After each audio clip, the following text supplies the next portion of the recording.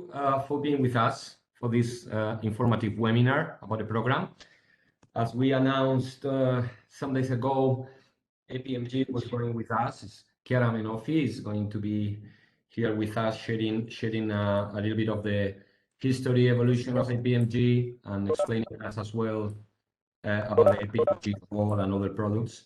And we will have, that's a brand new, excellent new, we will have with us for some minutes EBRD and Matthew, Jordan Tang, and Marek will be sharing with us a little bit of their work in the CP3P program as one of the multilateral banks that were the original founders of the program. So it's excellent.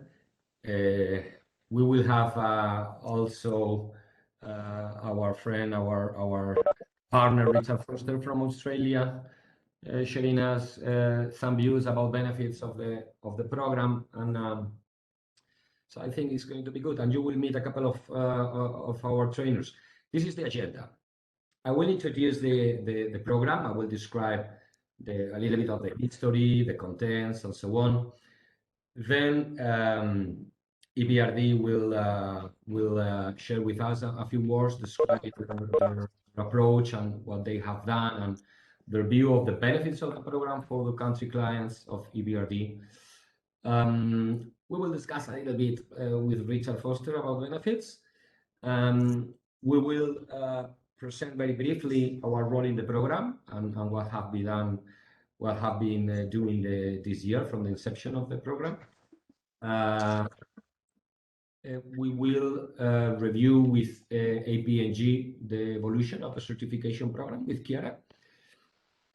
After that, we will present the approach of our courses. How do we approach our trainings as a training organization? I'll explain later on the role of the ATOs accredited by APMG. And we will just debrief you about the next foundation courses, mostly about the next course.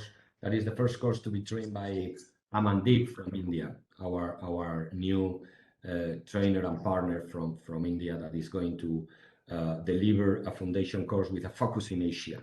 And we will have some words from Taras if he's over there. I'm not sure if he's there. That will present himself as well, because he will be leading our first course in Russian, our first foundation course in Russian, and then we will have some time for question and answers. During the webinar, at any point that you have a doubt or a question, just put it in the chat, and the team will collect all the questions and pass it to me for a discussion at the end of the webinar. Okay, I will try to have the webinar around 1 hour something to have time for the questions and answers. Okay, so just these first messages. I mean, because this is going to explain, I think, pretty well why do we have this program? Why the development banks, the multilateral development banks, decided to create this and partner with APMG. The fact is that with all this infrastructure gap around the world, many of us believe that the problem is not with money, it's not availability of financing.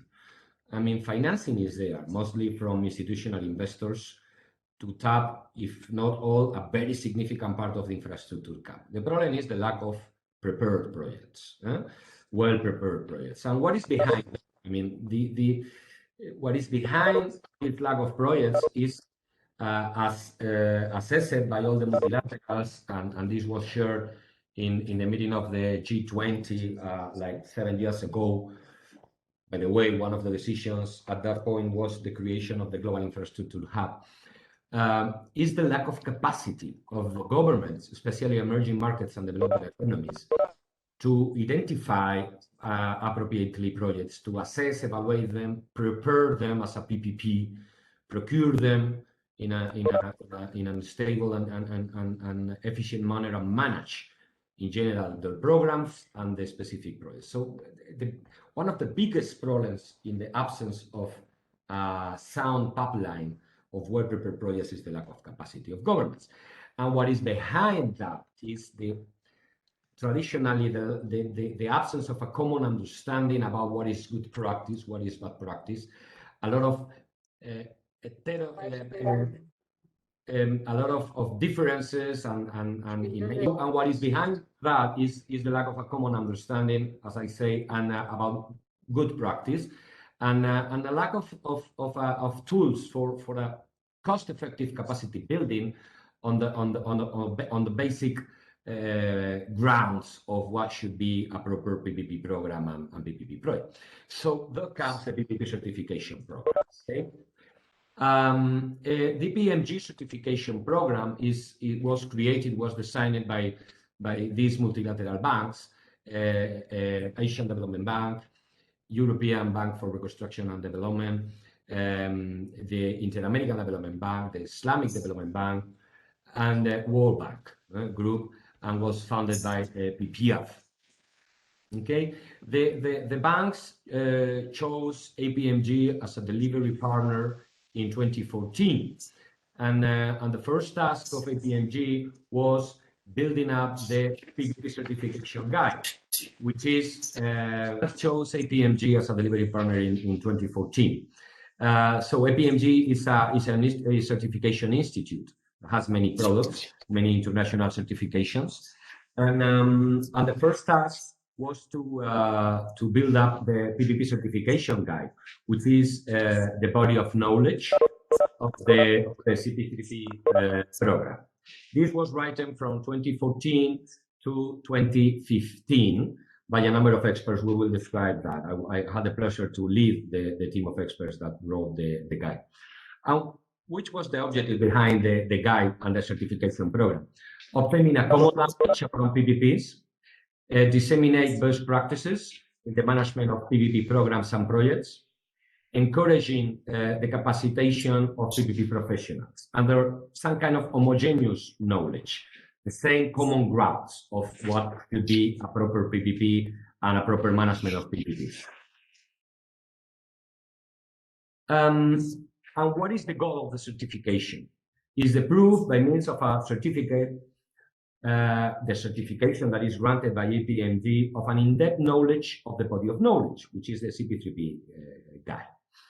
And this allows to obtain an accreditation, it is the CP3P accreditation, Certified PPP Professional. To get the full certification, you need to pass the 3 exams. There are 3 levels: foundation, and then preparation and execution. Each of the levels has its own certificate, okay? But the full certification as a PPP professional is only granted to those that cover the 3 levels and the 3 certifications. And the certification and exams correlates to the 8 chapters of the guide. These chapters and all the guide that was is considered like an encyclopedic body of knowledge that were written by 8 PPP practitioners. I was the director leader for the effort together with Richard Foster as a deputy leader. This was reviewed by 80 PPP experts from public institutions, private sector, and also very international financial institutions. This guide, again, 8 chapters that I will describe now, was published online and is available free, okay? You don't need to pay. You can download the guide from the PPP program website that you have there. And probably Chiara will explain a little bit more about that web page that we manage, APMG, as the manager of all the certificate program. The guide today is available in 8 languages. In 8 languages available only for the chapter 1, the foundation, but the full available, all the 8 chapters and all the examinations for the 3 levels, so far is only available in English, the original language, in Chinese, and it will be soon finalized, the translation, the official translation into Russian for the whole guide. Some of the languages that Chiara will explain later on are in process of developing the full translation, like for example, Spanish. In Spanish, We translated the foundation chapter, the chapter 1, and we are now translating the chapters related to preparation. So you see there are 8 chapters.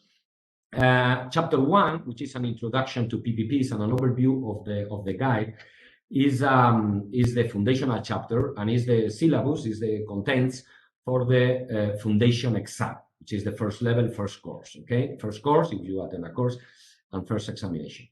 And then chapters 2, 3, 4, and 5 are the contents of the preparation level, which is already regarded as a practitioner level. Establishing frameworks is a description of the foundations of how to design the PPP framework of a country and the main features for managing that PPP framework. Okay, and then in chapter 3 we start with the cycle of the PPP. Okay, so the whole guide is built from the perspective of the public sector in managing programs, and especially in managing PPP projects, all through 6 phases. These 6 phases, the reality in some countries is that they are described in 4 phases, or they can be described in 7 phases. It doesn't matter. What matters is the contents of the tasks that should be done by the government to properly handle a PPP project. The contents of each of the phases. It doesn't matter the exact order of the phases, or the name of the phases, or the organization. Okay. For the guide, there are 6 phases that correlate with these 6 chapters, from chapter 3 to chapter 8. So we talk about, in chapter 3, we talk about project identification and PPP screening. The foundations about identifying a project, a good investment, that is called the investment decisions. It has nothing to do with the PPP. It has to do with the project as a public investment. Is it worthy for the society? We talk about cost-benefit assessment, economic assessment by definition, and the screening of the project as a potential PPP. So it's like a pre-feasibility in some countries, right? Then we jump to chapter 4, which is the phase 2 of the cycle, and we talk about appraising and preparing PPP project. So that is the longest chapter, the most intensive, because it's the most intensive task, preparing the project as a PPP. So it covers all the feasibility exercises to be done on the project as a public investment, economic feasibility, social assessment, environmental assessment feasibility, technical feasibility, and so on. And then it covers assessments of the project as a PPP, more related to financing, like the commercial feasibility, the value for money assessment related to the procurement decision. It is really better to the project as a PPP. The fiscal assessment is affordable for the country. The debt impact, which is relevant in some countries, for example, European Union, and the design of the procurement of the project, which is going to be the strategy that I want to pursue, that I will detail in the next phase. And then we have the next phase, the 3rd phase, which is structuring and drafting the tender and the contract. Okay, that's chapter 5. All right. In preparation exam, only half of the chapter 5 is subject to examination. That related to the foundations of structuring the project. Structuring the project, financially speaking, how I'm going to pay the guy, and structuring the project from the perspective of risk allocation. All right? Because the rest of the chapter, the entire chapter, not only the rest of the chapter, is the contents of chapter 5 subject to examination in execution. So in execution level, we start with chapter 5 entirely, covering foundational knowledge about how to structure a PPP, but also the knowledge about designing the contract and designing the tender process, writing the request for proposals, including the request for qualifications. There we will learn about different methods for procuring and so on. Then we go for the phase 4 of the cycle, which is chapter 6, how to manage a tender up to the contract award and the contract execution. Obviously, to manage a tender, you have to follow the rules that yourself as a government decide in the RFP. But in this chapter, we are covering something more. We are covering managerial issues, potential problems, things, let's say, like internal tasks, like building up a manual for evaluation, like what to do in facing a situation of no bids, or what to do with one single bidder, and so on. And then the last two chapters pertains to the matter of contract management, which the CP3P guide has, and the program put on that phase a lot of intelligence and relevance, because it's like, I always say that it's like the ugly duck in the world of PPPs, or the last frontier. There are plenty of countries that has a beautiful guidelines for preparing projects, but only a few of countries have decent guidelines to manage PPP projects during the life of the contract. And that's the big effort, because the other is being done in 1 or 2 years, but then you have as a country to manage something during 25 or 30 years, okay? So chapter 7 is about designing the strategy for contract management, and establishing the contract management strategy, and managing the contract up to commissioning, after construction. And then chapter 8 is about managing the contract during the life of operations up to the handback. All right. So basically, that's the contents of the guide and the contents of the 3 levels and the 3 examinations. So talking about examinations and preparing for examinations, what are the options that the people have? You have 2 basic options. You can self-study, or you can go to classroom training provided by an accredited training organization, accredited by APMG. So one of the roles of APMG and their modus operandi is to ensure that only properly prepared training organizations can deliver training in their products.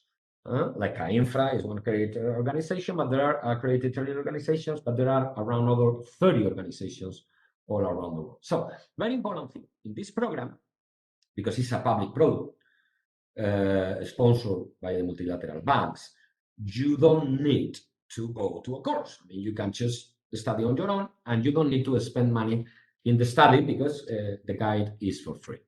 You will be necessarily paying the fee for the exam that I will describe now. Well, for taking the exam, you can do it via online, directly with APMG through their product ProctorU. So they will be proctoring the exam for the individuals through their computers, or you can do it with the invigilation of an accredited training organization. So accredited training organizations will enjoy a heavy discount on the price of the exam for you as a candidate, okay? But obviously, we will charge a fee for the training. So examination fee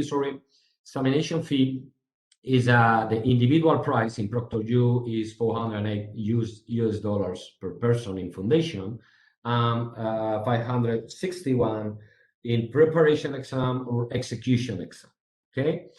But as I said before, the price is discounted if purchased via your government under an agreement with a multilateral, or via a multilateral development bank, or via an ATO, an accredited training organization. And the exact discounts and the exact price, especially for the case of governments and ATOs, that depends on the country of residence of the candidates. That depends on the classification according to the World Bank of the respective country. So to say in simple words, the least developed is regarded the country by the World Bank classification, the cheapest it will be the cost of the exam. Okay, so let me jump now. Let me check presentation. We have a couple of slides that Matthew Jordan Tank is going to explain us, is going to share with us, talking from the perspective of the EBRD as one of the fathers of the PPP certification program. At the EBRD, there is a sustainable infrastructure policy. That is the unit relevant for the CP3P. And correct me if I am wrong, Matthew, that is the relevant unit for advising government in policy reform in PPPs, and also in helping them to design and structure PPP projects. Is this correct, Matthew? Yes, good morning, good afternoon to everyone who's dialed in. Andres, thank you for inviting me to give just a few comments and kind of a brief overview of what we've been doing with the APMG certification. So yes, indeed, we have a dedicated unit for what we call upstream policy support to our governments, so to public sector officials. And one of the cornerstones of what we do in this area is indeed the PPP capacity building. So we deliver that through the APMG. As you were explaining, EBRD has been involved with this program from the beginning. We're very thankful to all the collaborators, fellow MDBs, PF for funding it all, bringing it together, and of course all the trainers like Andres and everyone else who really delivers the work of training all the officials. So this is just, if we can go to the next slide, I'll just take just 2 minutes to give you the scope of what we do. So essentially, in a nutshell, we've delivered either the foundation or the preparation across a number of our countries, from Lebanon, where we've actually done all 3 levels now, including preparation and execution, which is the only country to date. We hope to expand on that's gone through to the execution level. Lithuania, the preparation, Morocco foundation. Romania's done quite a bit. We've had a number of rounds there, which is really good to see because we have some renewed preparation efforts for PPP advisory. Serbia has been preparation. Uzbekistan has foundation, as well as Kazakhstan, so that's been in Central Asia. And I know we will do more in Uzbekistan, and I believe Kazakhstan as well, because there's renewed interest from conversations we had just last week. And then the other thing to say about this, beyond the 200, almost 240 public sector officials we've trained, we have probably, I would estimate, 60 to 70 EBRD staff who have taken the foundation course. What I'm really proud of is, and we did that just to tell you, because, we, being humble, we recognize that, PPPs are not, it's not sort of an inherent, assumed knowledge that you would have as a banker in EBRD. And so it's very specific, as we all know, in this sector, in this field. So it was really important to train up the EBRD staff. But I feel like we've got a really critical mass, 60, 70 people who have gone through at least the foundation, in addition to the team that does actual PPP advisory, of course. And before I forget, I want to acknowledge all the great work that Noelia Menendez has done. She is delivering this for the PPP, the policy unit, and in my team, and she's really organized all of this course. So all the work is down to her. So really, thank you to Noelia. I think she's on the call. So what are the results? Well, the results are that 98% success rate, and we're really, really pleased with this. I mean, this shows the quality of the training and how engaged the officials are.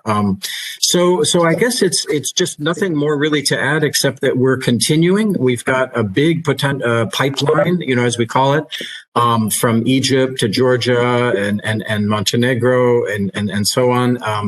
So Tajikistan would be a new country, Ukraine as well, where we're working really closely with the IFC on PPP advisory. So there's just so much more to do, and I think we just need to keep doing this, and we've set aside dedicated budget for it as part of our upstream support. And really happy to be here, exchange views, and to be part of the program and the delivery of this. So thank you very much. Back to you, Andres. Thank you. Thanks a lot, Matthew. I know that today you got a particularly busy agenda. So we really appreciate that you were here with us and describing the approach of one of the leading institutions in all this. Just for everybody that if is interested in making a question to Matthew or a question related to the EBRD participation, don't hesitate to do it in the chat. We will collect all the questions and we will try to give you a response. If I cannot respond personally, I will forward it to Matthew or to Marek, no? And then we can answer by mail, because unfortunately the two of them, they cannot stay with us all the I can, just to let you know, Andres, I can stay for about another 20 minutes. So if anything, any immediate reactions, that's great. Otherwise, I'll just listen in. Thank you. Okay. So I don't know, Sophia or the others, if there is already a specific question for Matthew that he can answer before leaving. If not, as said, we will give him the chance to answer tomorrow or whatever by mail, and we will procure an answer. No, Andres, no questions. Okay, excellent. So I will go to the our mainstream presentation. So this is the time for me to say hello to Richard Foster from Australia. Richard Foster is the owner of Foster Infrastructure, who is a policy and PPP project advisory consultancy company. Richard was in past times, but not so far, one of the directors of, to me, in my opinion, one of the most relevant and well-structured PPP units in the world, which is the PPP unit of Victoria State in Australia. And Richard was the co-lead author of the PPP guide with me, and then we decided to start working together in the PPP program by creating together our materials and designing our approach. He leading our practice in Asia. So, Richard, is your time. Very much, Andreas, and thank you everyone for the opportunity to talk to you today. We've already heard from Andreas a little bit about the benefits of the CP3P program, and we've heard also from Matthew about EBRD's perspective on the importance of CP3P. I want to give perhaps a bit more of a personal view of why the CP3P program is such a great development and a really important part of the actions to build capacity for PPPs around the world. As Andreas mentioned, I had a career initially here in Australia in PPPs, and after a period of time working here in Australia, I found that people were coming to me from overseas and from development banks and saying, can you talk to this other government about PPPs, how to do PPPs? Australia's been quite successful. Can you tell us the lessons from Australia? And so I would talk to people about the lessons from Australia in PPPs, how we do PPPs, how they work well. And eventually I embarked upon a consulting career where I started doing more international work. And what I found over time was two real challenges with some of this PPP capacity building. The first was I was being asked to talk to people about the Australian approach to PPPs because that was seen as a success. But in fact, the Australian approach to PPPs is a little different to the appropriate approaches in many other countries. I was told by a leading international PPP developer once that Australia has the most sophisticated PPP market in the world. But there's a downside of that sophistication. In Australia, our PPPs are incredibly complex. And that complexity is adapted in a lot of detail to our particular legal environment, our particular system of government. So you cannot just take the Australian approach to PPPs and translate it directly to another country. If other countries try to do PPPs the way we do them in Australia, you're probably going to have problems. So to my mind, the approach of people coming to me and saying, Richard, come and tell people about how you do PPPs in Australia, was not really the right approach. And the second problem that I saw with a lot of PPP capacity building was that there was no progression of knowledge. In fact, I found I was being asked to deliver the same content to people who had heard the same content from me previously. People were getting introductory PPP training over and over and over again, but they were not given a pathway to develop a higher level of knowledge. Now, when I heard about the proposed CP3P program from APMG, it was immediately obvious to me that this program would address very clearly those two key problems that I saw with previous PPP capacity building activities. Firstly, the CP3P program provides knowledge that is globally relevant. It is not one country's approach. It is the best global view of what are the necessary ingredients of PPP success. So it won't be exactly what you might do in your own country, but it's the best synthesis globally of what are the key principles that you should be thinking about. Secondly, as Andreas has described, the CP3P program actually provides a progression where you start off with the foundation training, but then you build on that with the higher level practitioner qualifications. And so we've moved on from just telling people the basics, and we actually provide a pathway for the development of your PPP knowledge. So that's why I think particularly for people in emerging markets and developing economies, if you're trying to do PPPs, the CP3P program really is the best form of knowledge development, the best knowledge pathway in terms of formal training. And then alongside that, ideally, you also have some practical learning through your work. So for that reason, I really encourage people, if you have the opportunity, undertake the CP3P program. It's been a great initiative by APMG, and there's a lot of opportunities supported by people like Matthew from EBRD, a lot of opportunities to undertake this training, and I really do recommend it to you. So thank you, Andreas. I'll finish there.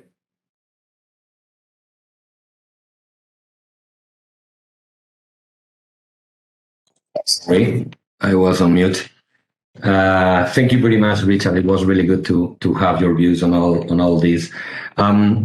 So let me, before I pass the word to Chiara, introduce a little bit of our experience in the program and who is K-infra. So for some of you that probably don't know yet what are we doing. So we are a company that is fully focused on PPP knowledge and best practice dissemination. One of our main activities is the CP3P dissemination, CP3P program preparatory trainings with with close to 4,000 exam candidates already trained. I create a company basically with another partner with a small stake. So basically it's a full-on company by me, created in 2016 after 6 years of being at Deloitte, leading the PPP team in Spain and in many countries in Latin America. And I had the pleasure precisely to have the chance when I left to help to lead the process of creating the PPP body of knowledge. Our company has a head office in Madrid and work with a number of affiliates of partner companies. One of them, our strategic partner, is Foster Infrastructure in Australia. We have another partner in Saudi Arabia, which is Maswell Stamp. We have Viveca in Colombia to help us in some countries in Latin America. And we have our Radar PPP, who is probably one of the leaders in PPP advisory and consultancy in Brazil. So far, our family, as I typically say, is comprised by 13 accredited trainers, and not all of them, I will review very briefly their profiles, not all of them are accredited in the 3 levels, but they are progressively being accredited. And what do? We do 3 things. We do CP3P preparatory training in Spanish, in Portuguese, in French, and Russian versions, in addition to the English version, in open mode, in-house for dedicated groups, virtually, etc., virtually and face-to-face. But we also work in policy consulting and policy advisory, which is pretty linked to knowledge, no? Knowledge products, papers, and especially PPP guidelines for countries. We just finished recently our review a new methodology and guidelines to do value for money assessment in the government of Colombia, and also the risk management guidelines for the government of Colombia, the fiscal risk management for the government of Paraguay. Together with Richard Foster, we were reviewing and updating the methodology for screening PPPs in Bangladesh, or the full comprehensive guide for the World Bank for Turkey in managing PPPs. Things like that is what we do. And also we have our own program of courses. We do tailor-made, customized PPP training for private companies and public companies, and our own focus courses that we have started this year with them. Some of you I know that were in my masterclass about value for money. From there, we will open very soon a full course on value for money, and we will do some other similar courses in the coming future. Who we are in terms of trainings. I am Andres Rebollo, more or less you already know me. I am accredited in the 3 levels. Richard Foster is also accredited in the 3 levels. You already know him. Marcel van den Broek is our Dutch trainer. He's from Netherlands. He's a recurrent consultant advisor to IFC, World Bank, and Asian Development Bank in creating frameworks for many countries, and also in structuring projects, with very significant experience in Africa, by the way, as well as in Asia. We have Mateo, who is not here because I hope he is sleeping now in Colombia. He was the creator of Viveca, our partner there, but recently he became a partner of Ernst & Young, and he's one of the most well-known experts in Colombian PPP market. We have Richard Kupis, with a lot of experience in Africa and in Middle East, formerly the CEO of Maxwell Stamp in Kingdom of Saudi Arabia, and now he is the director of PPP knowledge within the government of Saudi Arabia. Borja is another Spanish colleague. I have been working with them for almost 20 years. His background is more private sector, which is very interesting for us. Jean-Alexandre Blanchard is leading our materials in French. He has been many years working with the EBRD, dealing and leading operations in Russia and in some countries in North Africa, if I remember correctly. But for the last 2 years, I think he is the director of concessions in the government of France. So we have Jean-Francois Gautier. It's very interesting for us because he's another French trainer, so he's adding capability to training French, and he's bringing on the table for us as a trainer the experience and views of a banker. No? He is investment banker at Dexia. We have Taras, that you will meet briefly later on. He's a partner director of Spilno. Spilno is a PPP unit in Ukraine. In fact, it's like external to the government PPP unit in Ukraine, and he is leading our operations in Russia, and he will be delivering our first foundation course in Russia. And we have as well Amandeep from India. Recently, he has been designated as a short-term consultant in a recurrent basis for World Bank, with a lot of experience in Asia and in Africa. Also, we have our colleagues in Brazil from Radar PPP. the practice is led by Guilherme. It's incredible what they are doing. They have trained already close to 900 people in Brazil, and our latest trainer, who is Francesco Michi from Italy. Okay, and this is our experience map all around the world. In America, again, I think there are some problems there. Sophia, can you cut whatever is the micro that is open, please, for me? Yes. Okay, so our experience in Americas, talking about governments that we have trained, okay? And this is going to give you a view about how spread is the CP3P certificate. It's something that will be complemented in a couple of minutes by Chiara from APMG. We have trained, like as I said before, 800 people in Brazil. It has been Radar, our affiliate, with our materials, our methodology, and our support, including 2 or 3 groups of governments, of the central government and different states. We have trained Honduras in, I think it was like 4 groups in foundation. We have trained El Salvador in the entire certificate program. So it's a hit that is around 20-something people in the government of El Salvador are fully certified. This was funded by the Millennium Challenge Corporation. We have trained Bolivia, Jamaica government with the support, with the funds from IDB. Bolivia, it was supported by World Bank, by the way. Peru was supported by the World Bank as well. República Dominicana, Dominican Republic, we just started the training right now, foundation training. By the way, it will be my first trip after 2 years and a half. It's going to be our first training face-to-face since the COVID blow up. Hopefully, I will be able to go if COVID respect everything. And then we have trained U.S. government, the Trade Department of the government. We are now going to start with the 3rd group of the government. And in Americas, we have trained as well IFC staff, World Bank staff, IDB staff, and Central American Development Bank.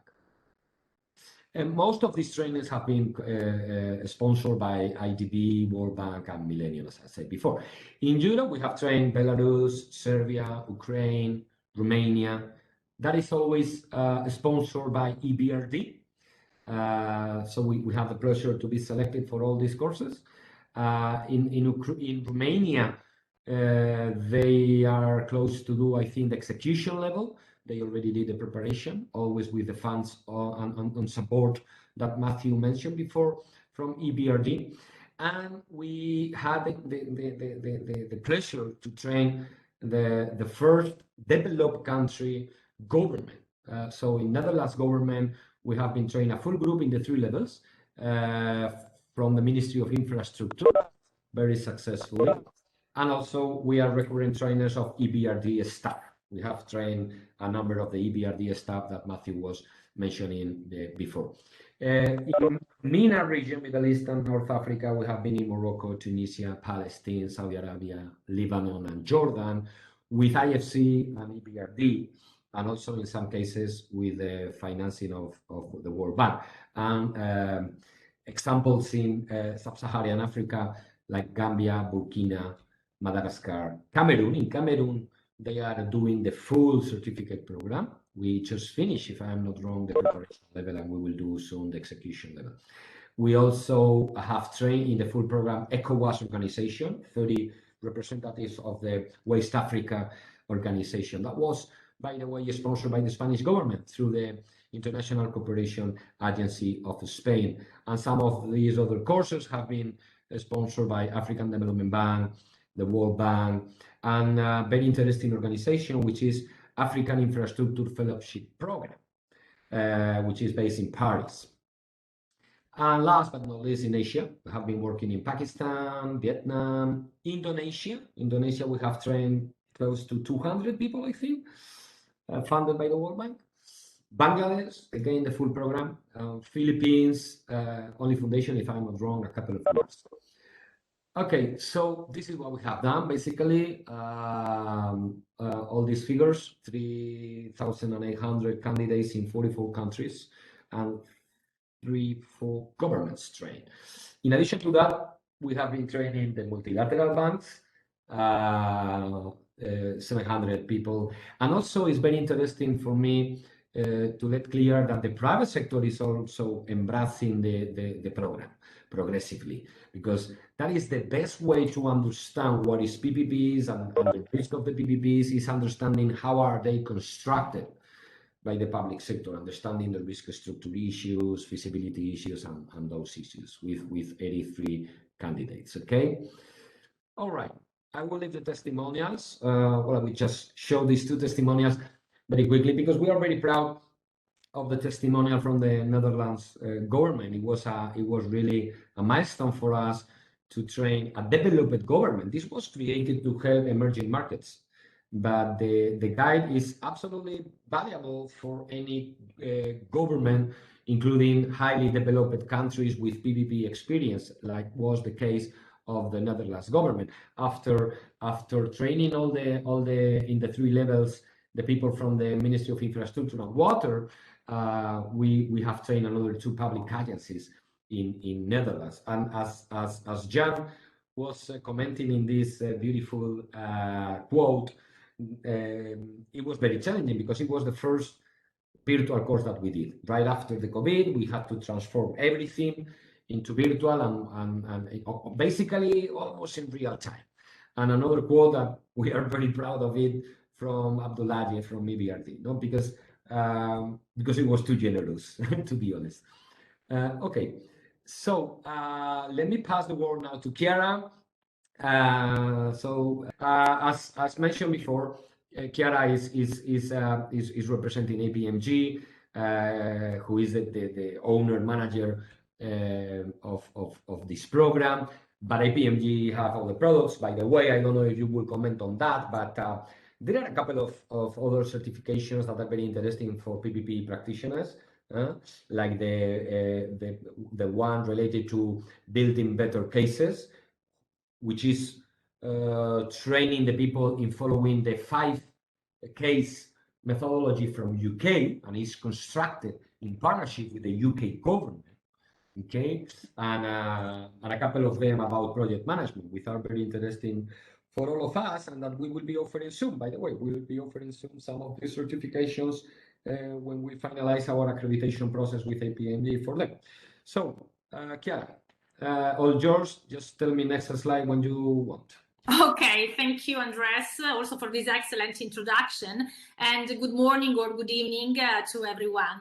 Yes, my name is Chiara Mainolfi, and on behalf of APMG International, I would like to thank you, Andres, and the entire K-infra for inviting us to this event.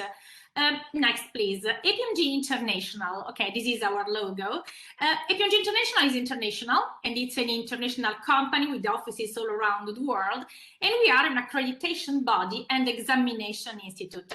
Well, in practice, we develop ideas, certification schemes, together with expert organizations, and then we manage these certification schemes. We assess and accredit people and organizations so that they can deliver accredited courses, and then we correct the exam and we send the final certificate and the digital badge to the successful candidates. So please, next. And we are really proud of this program, of this CP3P program, designed, as the same Andres has said before, designed by the World Bank Group to promote a common minimum level of knowledge and understanding among professionals working on public-private partnership.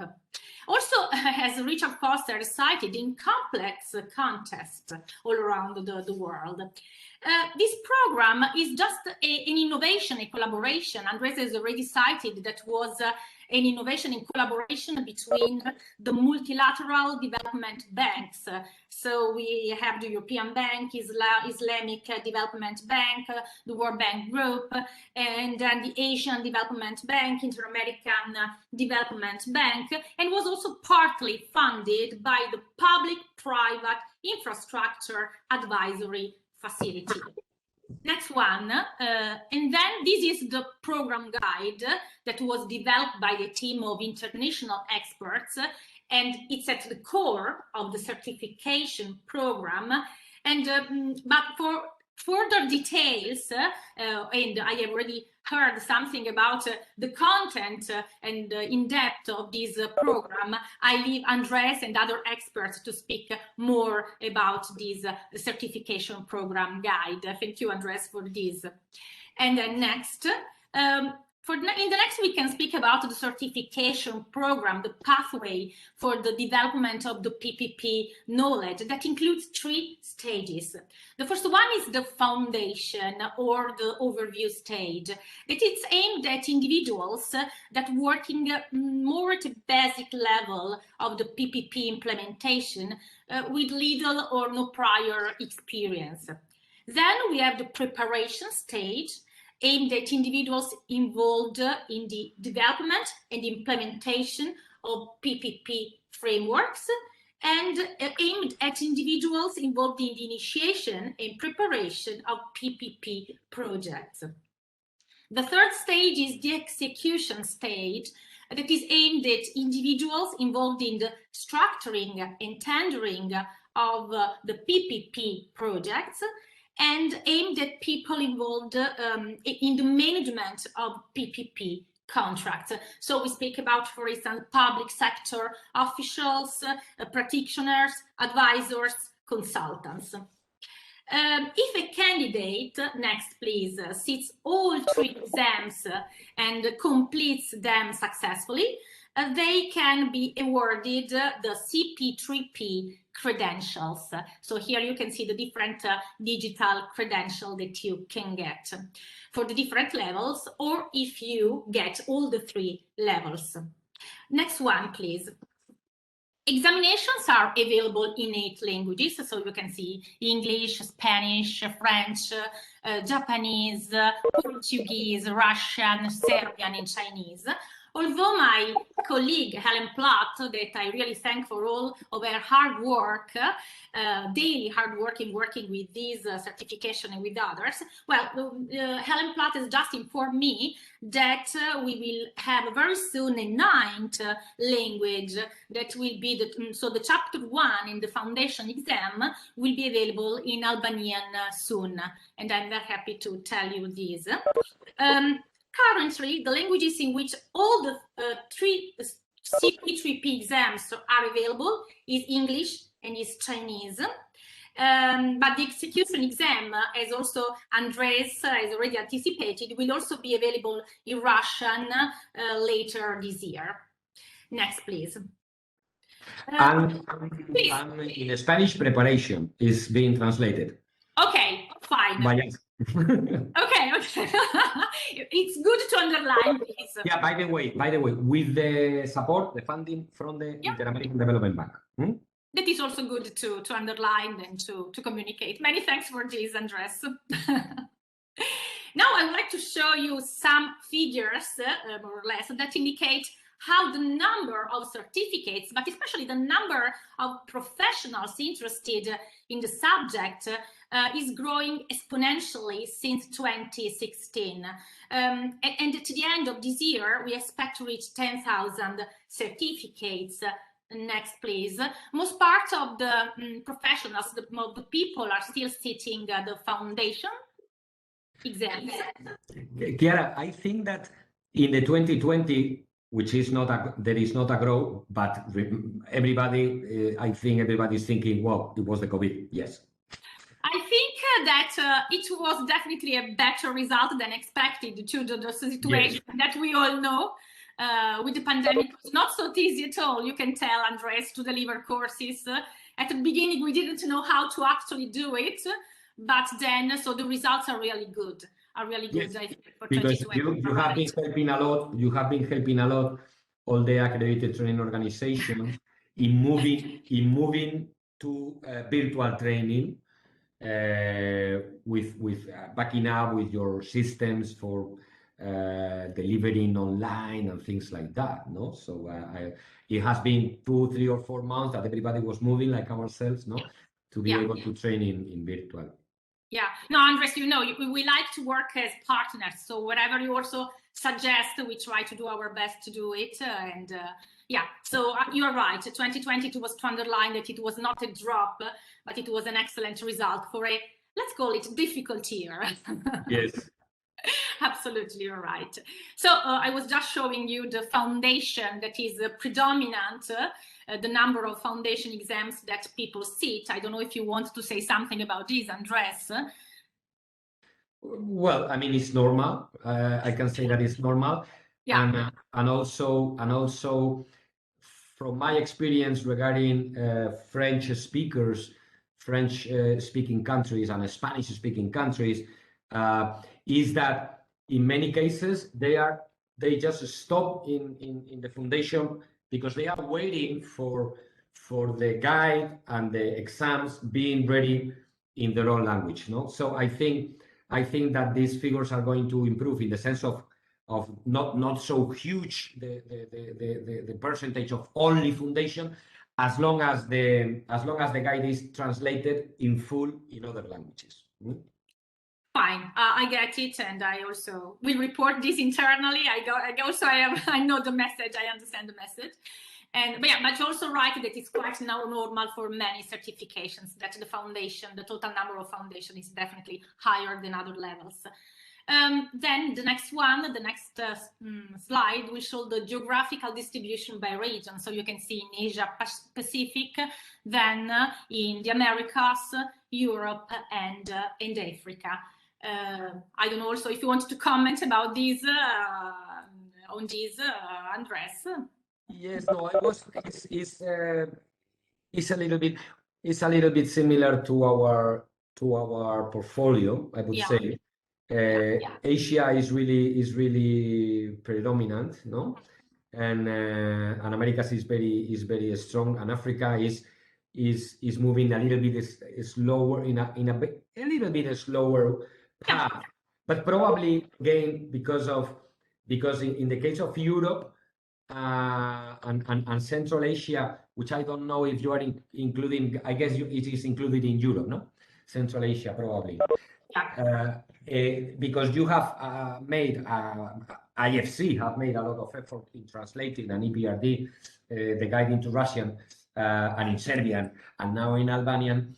I think that is good for this region. However, in Africa, everybody, all of us are desperately waiting for the French translation for the full guide. I think that probably the how behind is Africa rather than the others, I think is because the lack of availability of a French language in the practitioner levels, which is going to be solved, by the way. I don't know if you are aware, but I was commenting with World Bank and the other stakeholders, and this is some funds are coming in the next months for that. That's my understanding to translate the guide into French. Great for this, thank you. Now I'm showing you just PPP, the website where you can find all the information about the APMG PPP Certification Program, and especially next, please. I have written a list of the things that you can find in this PPPcertification.com. So you can download the free PPP guide.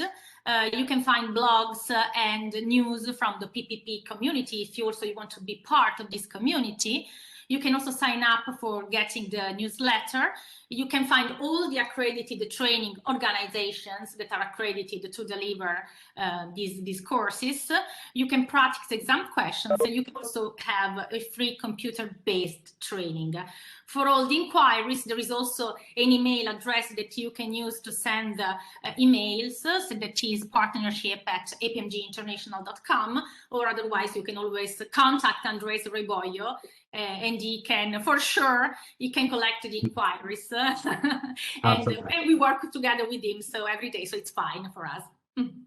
I don't know if you did mention, yes, I see, find an accredited organization, that you have there a portal so everybody can check the ATOs that are available in different languages. We are there, of course, but there are how many? 30, 32, 33, I don't remember how 33. many. 33 at the moment. So 33 at the moment. Yeah. So yeah. yeah, all around the world, obviously, and yeah. So, and well, thank you at this point. I hope for whatever question I'm here, or you can send me an email or via Andres Reboio. I'm available for answering whatever question. You will be able to remain with us for Sure. Okay, excellent. I'm happy to listen. Thank you. Just in case there are any questions for you at the end. Okay. Okay. Many thanks. The team is collecting the questions. Some of them are being answered in the chat, but most of them, if we will be go through them. Okay, later on. All right. Thanks a lot, Chiara. So I will resume with our presentation. So in the agenda, we just have now a couple of slides describing our course design and approach and how do we handle the trainings, and then we will present with Amandeep our next course, foundation course, open course. Enrollment is open now, which is with an Asian focus that will be delivered by Amandeep, and then we will meet Taras, that he will tell us when is going to be delivered the first course in Russia. But that will be very brief, and then we will have time for the questions and answers if there is any there. So okay, we very briefly would really like to highlight three ideas that we have in our mind when we design and try to approach trainings, trying to obviously distinguish ourselves from our colleagues and competitors. One is seniority, another is consistency, but looking for something more than the guide. I will explain now this, so my APMG colleagues doesn't feel any concern about this, and technology. And technology, this is brand new for us for the last year, but we have boosted all our effort in technological terms. Seniority, because I don't know the others. Okay, I know some of them, but we only admit as a PPP trainers. A PPP trainer has to be accredited by APMG, but under the sponsor or proposition of an ATO. Okay, and so there is a minimum level of experience and etc. that is requested by APMG, as well as a demonstrated ability to explain, etc. So there is a quality check by APMG, but first we have our own quality check. And we only admit trainers that are really, truly outstanding PPP CCNet experts. That's it. I mean, not just somebody with a couple of years of experience, okay? And I think that we did it right, no? I mean, this is something very appreciated by our clients. We have here our friend Marco from African Development Bank. We have been training African Development Bank all through the 3 levels of the program, one batch of candidates of 20 something, 30, and I think that we are now, we already trained another 2 groups in foundation. If I'm not wrong, and probably we will be start with preparation with another batch of candidates, and really they appreciate, like others, the level of experience of our trainers to start dialogue. We have our own materials. In the execution level is pending for the quality audit. We try to develop more the original vanilla materials and the guide, which we know well, because Richard and myself, we were the lead authors of the guide, trying to put more examples and even developing some concepts going further than the guide. But everybody has to use the same materials all around the world. All our trainers they pass through our process of training by ourselves and internal training. And here we have a beautiful quote from officers from IFC, from Junkie Kong, who appreciate again the practicality, the practical content of our lessons, trying to go beyond the guide, because what we want to help the people to pass the exam. But our trainings are delivered by people that are high level seasoned experts, consultants to World Bank, to IFC, to IDB, to governments. We want the people enjoy the experience of these trainers. In fact, sometimes we are, to some extent, advising. They are open for questions in terms of policy problems in the country, etc., etc. And technology. Technology is crucial for us. We use a digital version of our PowerPoints in Articulate, and there is like a language that we allows to interact, to do interim quizzes and interact with the slides. And we have our own learning management system based in Moodle. We are now in the second generation. We will be using for the first time our second version in the next course. We have a very established system of virtual classroom, one classroom for every single group. We can use any platform, Zoom, etc. But when it is ourselves who have to choose, we always use WebEx, and like in this case, by the way. And we have something new for the last 9 months, which is the quizzes platform. There is a platform of real-time live competition in doing quizzes, very funny, and we are collaborating with them, creating exams, so the people are competing in live, and it's like a little bit of child game, if you wish. It's for students of, I don't know, 15, 16 years old, but it's very fun. Okay, so here we have another quote related to how they appreciate these funny things and other collaborative approaches that we have. Our approach for our courses in Foundation, sorry, that is wrong. That is a mistake. In Foundation is 20 hours course in 5 days. Okay, that is the Foundation course. 20 hours in 5 days. Sorry for the mistake. In Preparation and Execution, in Preparation is 35 hours, our classes, in 10 days. And in the case of Preparation, Execution is 35 hours, Preparation is 40 hours in 11 days. Why this different? Why in Execution we have only 35 hours, a little bit less? Because in this case, we have developed a pre-recorded lessons. So there is a little bit more of self-study and a little bit lower time with the trainer. Anyway, for the in-house trainings, when they prefer more time with the trainer, that's okay, but it's working very well. In fact, this new methodology that we follow in Execution, probably we will implant it in Preparation courses, because the pace of the course is receiving higher scores than in the Preparation course. We always have a pre-course period, a self-paced online period in our learning management system. Typically is 3 weeks, 2-3 weeks in Preparation and Execution. We try to make it 2 weeks, at least 1 week in Foundation, so you can read the materials in advance, practice tests in advance, etc., to be better ready for the real course. Resources that we have in the platform. We have these digital interactive PowerPoints. Then everybody receives a PDF copy of the PowerPoints that we use. The PowerPoints that we use, they have examples, they have some pictures of projects, etc. But they are sometimes some people say they are intense. Sometimes people say they are too wordy. But finally, they say this is the best. Because what we are using, the approach of our PowerPoints is they are like a basic summary of the contents of the guide, okay? But this is explained in a very funny and interactive way, so everybody's very happy with our approach of our materials. You will have a PDF copy of that, but you will be able to preview all the slides in digital version.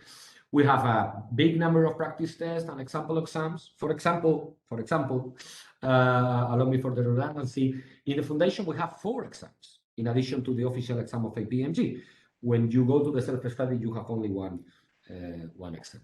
We have these live test competitions, very funny for the people and very, very effective in terms of training, because the people get very enthusiastic with this test.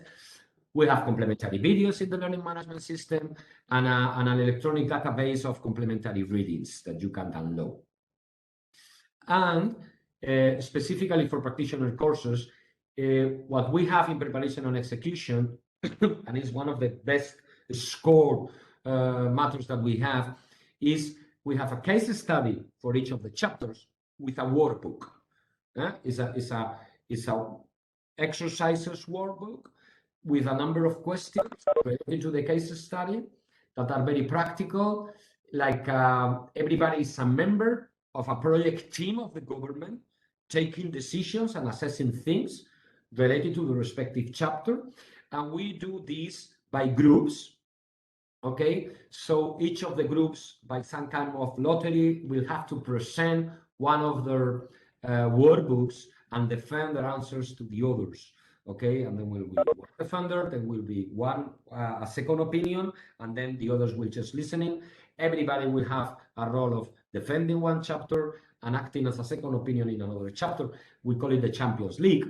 In fact, we have a system of scoring, and the prize is some tapas in Madrid when we have the chance to meet in Madrid. That is the typical prize. It was the prize at the beginning when we started to do face-to-face open courses in Madrid with a lot of people coming from Africa, Europe, Arabia. And now we want to keep the same. We will have to catch up with a lot of beers and tapas when the COVID really disappear, if it's going to be disappear some way totally. And so that's the price. And we have pre-recorded lessons, but only for the execution course, okay? All of this is integrated in the learning management system, the campus K-infra, that everybody will have access to. The streaming lessons are delivered through a personalized virtual platform, and everybody's back up with four fully dedicated course managers, all right? All right, so now, Amandeep, are you over there? Hello. Hi, Andres. Okay, so Amandeep, as I said before, is our expert from India, PPP expert from India, with a lot of experience in Asia and in Africa. And he will describe some details of the next course, which is quite representative for any open course for Foundation, all right? Which is going to be a course with a focus in Asia. So Amandeep, at any point that you want me to change a slide, I will do it for you, okay? Thank you so much, Andres. Okay, good afternoon, everyone. So this is a foundation course syllabus. As you know, Andres informed earlier, there are total 8 chapters for the full PPP certification course of all 3 levels: foundation, preparation, and execution. However, for the syllabus for the foundation is really the contents of chapter 1 of the PPP guide, and which is further structured into further 10 sections, which are like introducing and scoping the PPP concept. Basically, more stress on the main characteristics of the PPPs and the definition of the PPPs, which you know, are being used differently in different regions. So to make it a foundation for everyone, the PPP, the concept. And then the second section comes with the private participation. What is and what is not a PPP? Again, there are you know, gray areas, and there are hairline differences between private participation and PPPs. And in this section, we'll review the different type of contracts, the context of the private participation, and what kind of contracts can fall under the purview of PPP. And then the types of PPP and the nomenclature issues. Different regions, different geographies discuss different kind of you know, nomenclature. So this section will review all the different type of nomenclatures and what are the PPPs according to different criteria, and where PPPs are to be used, and different infrastructure sectors, the type of PPPs, and which are the sectors and which are the projects where the PPP could be an appropriate mode of procurement. And again, motivations and KPIs, when to use the PPPs. Discussing this section discusses about the alternative financing, the private financing, and the efficiency of the PPPs. Challenges faced by various countries, especially the emerging markets and the developing economies, and the governance issues in the PPP projects. The next further section called typical PPP structure, the structure of a PPP project, and both at the upstream level and downstream level, including benefits of creating an SPV, special purpose vehicle, and the various payment mechanisms for the PPP projects. The next section discusses how a PPP, private finance PPP, is finance. The typical sources of financing or funding, financial structures, when and whom to reach for a PPP funding or financing, and forms of public support, different kind of government supports and guarantees for the PPP projects. And then the causes of PPP project failures. We have seen different geographies has different causes of the PPP failure. So this section discusses why, at what phase of the PPP life cycle projects fails, and have some learning, and to fix those while doing a PPP by any government or the consultants. And the next section is the introduction on PPP frameworks. What are the PPP framework? How it is formed? What are the best practices? What should be the main components of PPP framework? And what the private sector is looking from the PPP framework? And if it is, what are the best practices so that the private investment can be attracted to a particular region of the country. Then the last section covers about the overview of the whole PPP process cycle, different phases, right from the project identification, screening, prioritization to the project appraisal, which includes the PPP feasibility or different segments, and then project documentation, the procurement, and then the contract management during construction and implementation O&M phases. So that's how the chapter 1, 10 sections covers, and that will be the learning.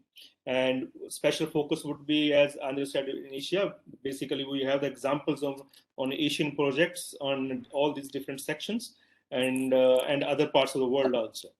Next, Andres, please. Okay, the sequence of the training, the course is coming as discussed from 2nd to 6th. So the potential candidates 2 weeks before the 2nd of August, that is from July 19th, will have access to the LMS platform, the Learning Management System platform, where they can access the PPP presentations, digitize PPP presentations, and early tests to be gone through, and estimated time to read the guide and the PPT somewhere around 10 to 15 hours.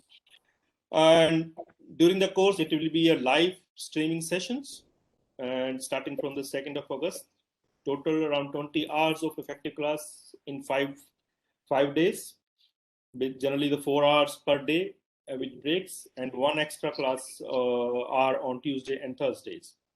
For the live competition, as Andres explained, the quizzes and competition, and the total effective time is around 30-35 hours.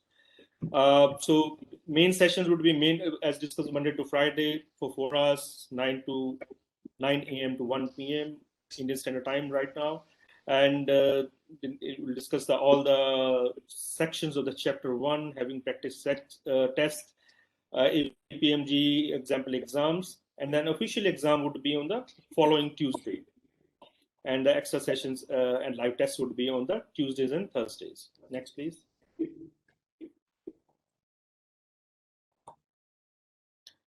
Okay, agenda for this is a brief of what we discussed earlier. So 20 hours virtual sessions with the live exams on LMS, and starting from 2nd of August, the Monday, the first day, it will be the 3 sections. Section 1, 2, and 3 will be studied and discussed. And on Tuesday, August 3rd, section 4, 5, and 6 will be discussed. And then the extra session would be on the Tuesday in the afternoon from 2 to 3 p.m. With live test, competitive test, and these 2 days, the candidates will read through the chapters in the guide, chapter 1 in the guide, go through the LMS and digital PPT and online exams. On the 4th August, Wednesday, the section 6, 7, and 8 will be studied and discussed. And also the candidates will have an APMG example exam online. And the next day, the same APG example exam will be discussed. What are the questions, how the candidates answered, any doubts about the concepts on different questions. And at the same time, we will discuss the section 9 and 10 and the definitions of the PPP guide. And there will be a live test in the afternoon and discussions on APMG example exam also. And in the same day, the candidates will take K1B exam online, and which will be discussed in the last day of the Friday, August 6th. We'll review in detail. This is one of the very big questionnaire and relevant exam for people to candidates to learn. So we'll discuss in detail the review and discuss all the concepts in the questions came into exam. Catch up with any main contents or any doubts candidates would have, and potentially there could be another live test. And then prepare for the exam through the weekend, which is Saturday and Sunday, and the next Tuesday would be the actual exam of the APMG for foundation course. Next, please.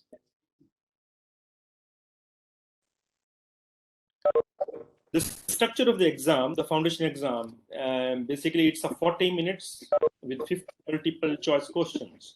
So time slot will be 40 minutes for the 50 questions. However, 10 minutes extra would be for the non-native speakers. And pass percentage for the exam is 50%. So out of 50, 25 is the minimum pass percentage. And it will be multiple choice question. Each question will have 4 options, and only one will be the right answer or the valid answer. And it is a closed book examination. And it will be taken on, the exam will be taken online under video invigilation. And exam process and rules will be explained in detail during the course. Next, please. And enrollment for this foundation course focused on Asia is open, and potential candidates can go to www.k-infrastructure.com, and you will see the links, the more information on the course, and the link to register for the enrollment for the course. Thank you, Andres. Back to you. Thank you, Amandeep. Is over there, Taras? Yes, I'm here. How are you? Fine. So Taras, as I said before, is our trainer for Russian speaking trainings. He's a director at Spilno, and he will be delivering our first open course in Russian. So Taras, can you just describe when the dates or whatever and introduce yourself? Yeah, thank you so much, Andres. Good afternoon to everyone. So yes, indeed, we'll have the first virtual Russian edition course of the foundation CP3P course, which will take place. The dates are the week of 9th of August. So it will be a 5-day training from 9th till 13th of August. It will be online test. So all participants who would like to take part in this first Russian edition virtual training, I encourage you to enroll, and you can go to K-infra website and you can pre-register for this foundation training.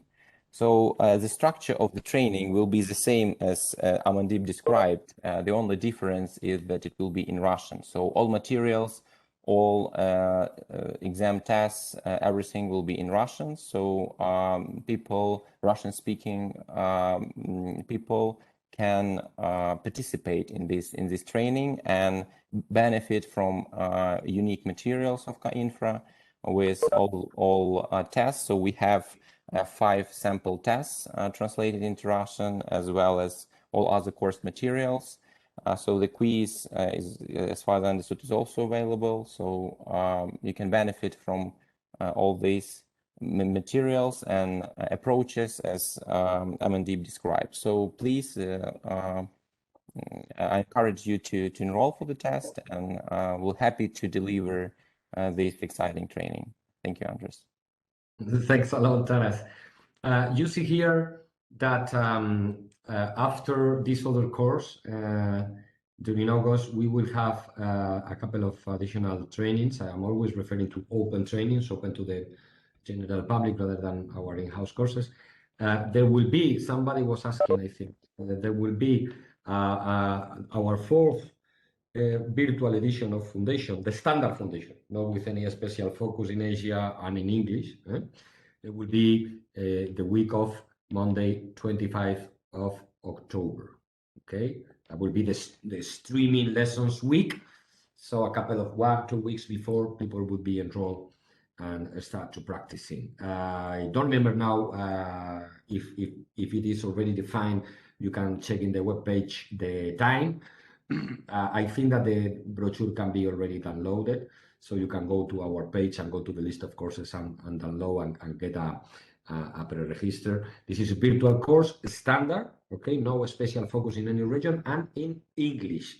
The time, I'm not sure. I don't know, Laura, if are you there? Do you know what is the time of the course? Yes, hello. It would be in or afternoon. I think if I'm not wrong, it will start at 2 p.m. So GDN. it will be to be able to attend Americas Yes. plus Europe plus Africa, maybe some country, Middle East, etc., but more complicated for Asia, I think. And then we will have our third virtual edition for execution that will be, I mean, the streaming phase would be starting in October 18, okay, throughout November the 1st.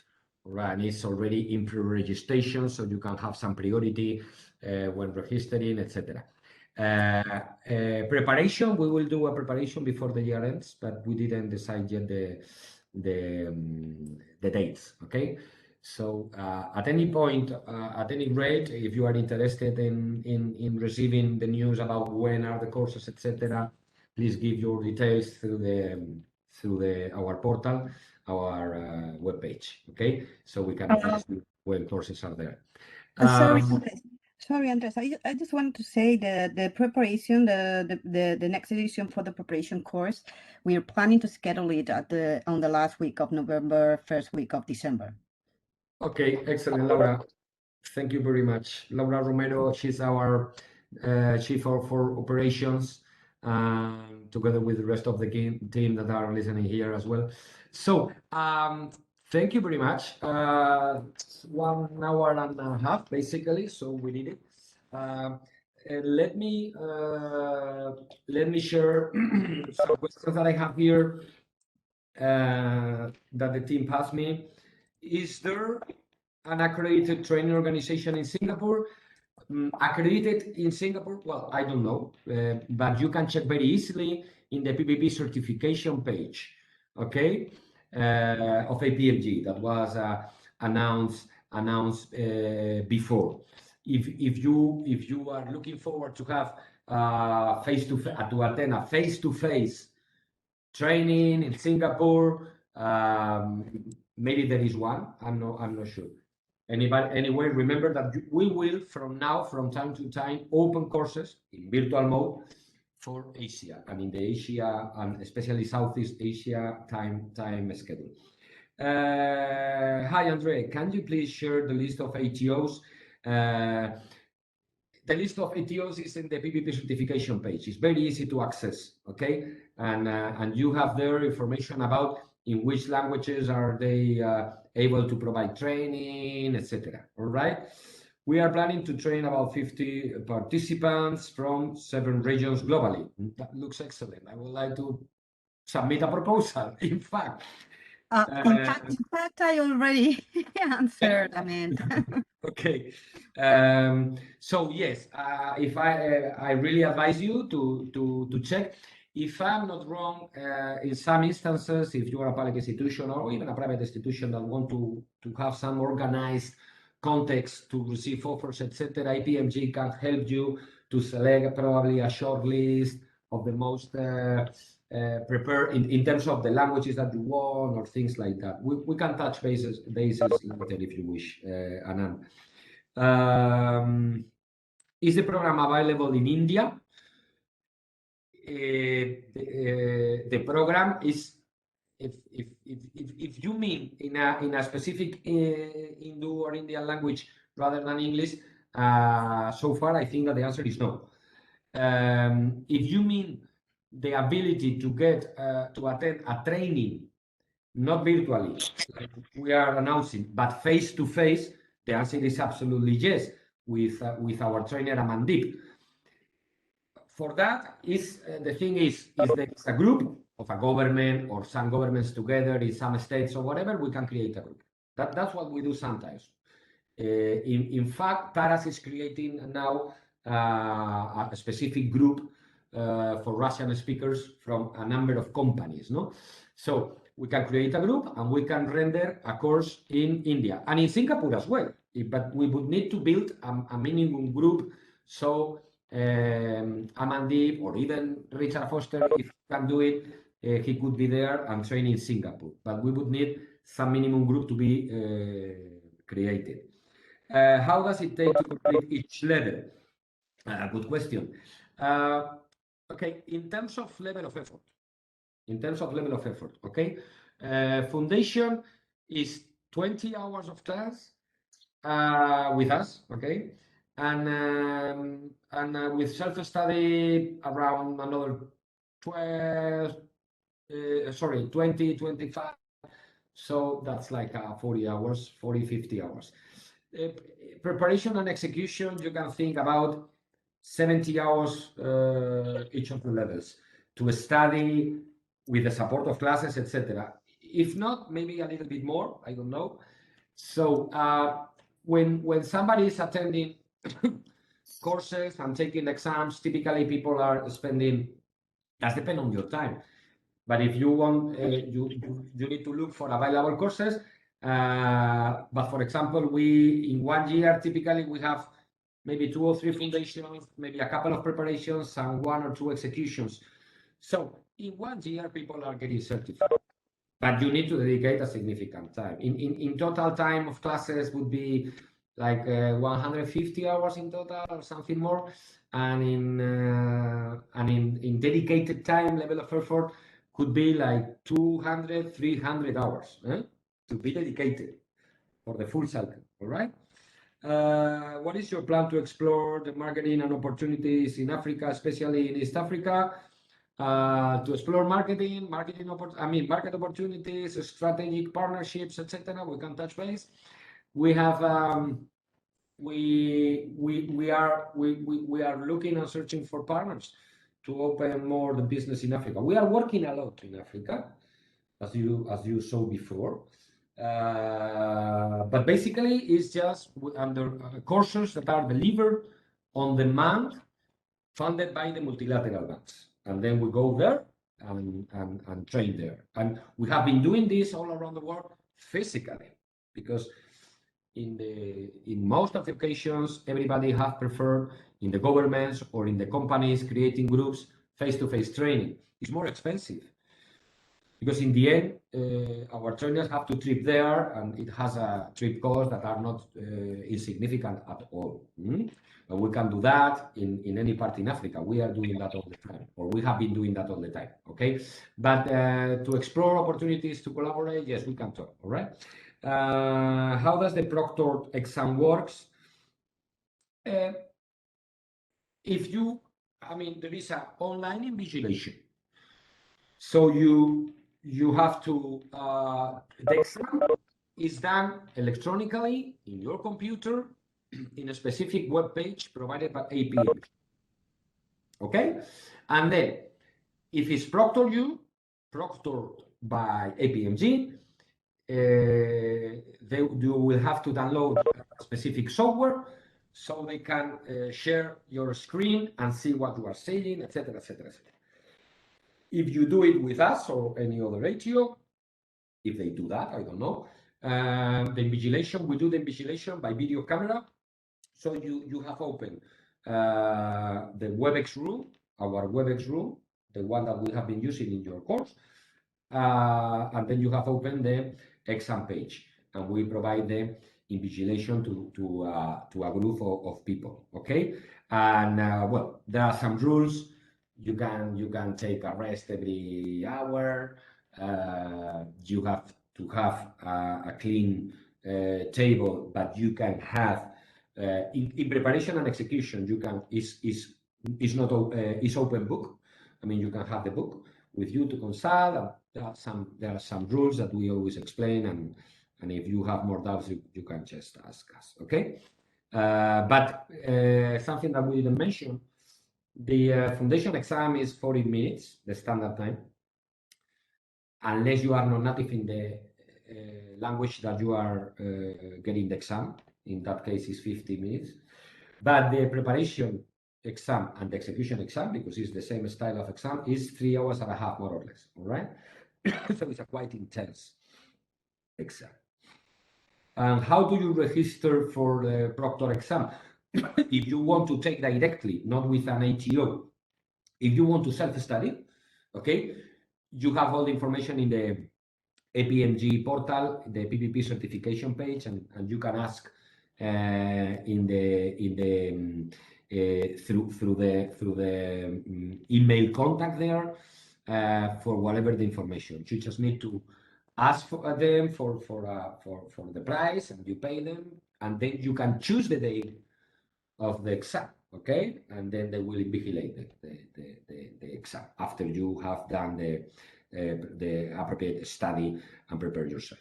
Is there any other question, Laura, over there that we missed to respond? No, Andres, no more questions. Thank you very much. Bye-bye. Okay, everyone. Yes. By the way, maybe I will share, maybe we will be sharing the next days a survey with you to have some feedback for you, okay? Bye-bye.